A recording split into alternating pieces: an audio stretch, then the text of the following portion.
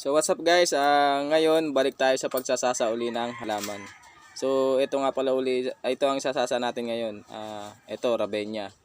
So hindi siya tulad nung sa Kuno Corpus na gugupitan natin ng dahon, at hindi rin siya tulad nung sa Battle Brass na dilaw at saka pula na tatalbusan natin. So ito guys, ganyan lang siya.